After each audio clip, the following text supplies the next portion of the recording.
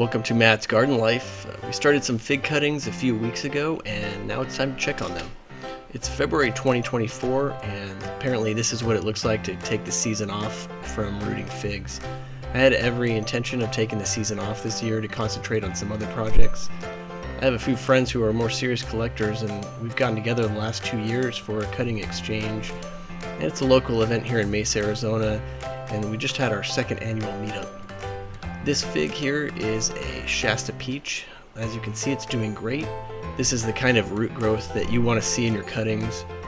The leaves will be soon to follow. I tried a different rooting hormone this year called Dip and Grow. I haven't noticed any major differences from the Clonex rooting gel, except that it's much easier to dip a cutting in a container than to paint on some rooting gel. For me, anytime I can streamline the process, it's a win. This is one of the bins that I use to root cuttings using the fig pop method. You can see how I set it up in some of my previous videos. It's the best way I know how to root cuttings, and if there's a better way to fit this many cuttings under the kitchen table, I would love to hear about it. Each of these bins will hold about 54 cuttings. This setup works for me because it protects against fungus gnats, keeps the humidity low to deter mold. It has a heat pad and lights for supporting everything from roots to leaves. You can see the yellow sticky traps that I attached to the inside of the lid of this bin to catch any adult fungus gnats that might make it in. Our annual cutting sale/exchange this year was a hit. It has doubled in size since last year. It's a great time to get some amazing fig varieties and connect with other people interested in collecting figs. Next thing I know, I'm rooting 160 plus fig pops and selling cuttings online. It can be extremely time consuming to put a cutting operation together, you answer questions, fulfill and ship orders to people, and as challenging as it is, it's still a good time for me. I enjoy it, and it only lasts a few months.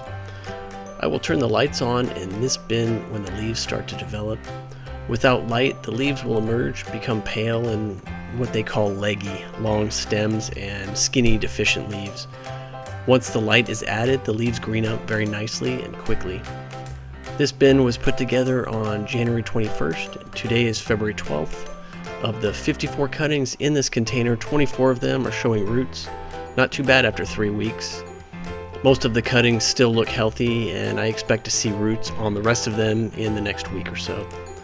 There were a few that were newer/green wood, and the success of rooting those is usually lower. I also put in a cutting that I had in the fridge for a year just to see what it might do. And as you can imagine, putting these videos together takes a little bit of time, and I just checked the bin again on the 16th, and now 44 out of the 54 have visible roots. That's just over 80% success rate at this point, and I expect the other 10 to push roots within the week. Some cuttings will root slower than others because of the variety or other reasons. On February 23rd, all of the 54 cuttings have visible roots, and many of the cuttings have enough root and leaf growth to be moved outside. Some of the cuttings were pushing little figs out, and I will remove any fruit that starts to push out at this point. It's also a good idea to add a little bit of water to your bags. I only add water to the bags that have visible roots and that also don't have much visible condensation on the inside of the bag. You can see the bags that are getting dry because the soil becomes lighter in color, and the bag will also be lighter in weight. I'll use a pump sprayer to add water. It's easy to loosen the rubber band, add a 2 to 3 second burst of water from the sprayer. You can always add water later, but you can't take it out, so keep that in mind.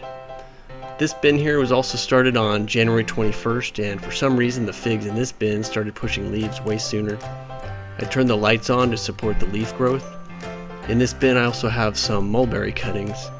Mulberries can root similar to figs, although in my experience they're a little more difficult. This makes sense. Many of these in here are yellow long neck figs, and they're notoriously fast growers. If you don't have that variety in your collection, definitely try it out. These mulberry cuttings will almost always push leaves first in my experience, and leaves will die back, and then if you're lucky you'll get some roots and then more leaves. This variety here is a Pakistani mulberry.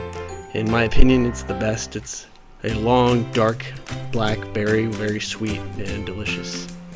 If you haven't tried it, you're definitely missing out. When they have roots and leaves, I will start to move them outside just like they are in these fig pot bags, and after about a week to being acclimated outside, I will move them to a pot to stretch out their roots. Thanks for watching. If you enjoyed this video, give it a like and be sure to follow. I'll usually have cuttings for sale January through March. Just send me an email for an updated list if you're interested. Thank you.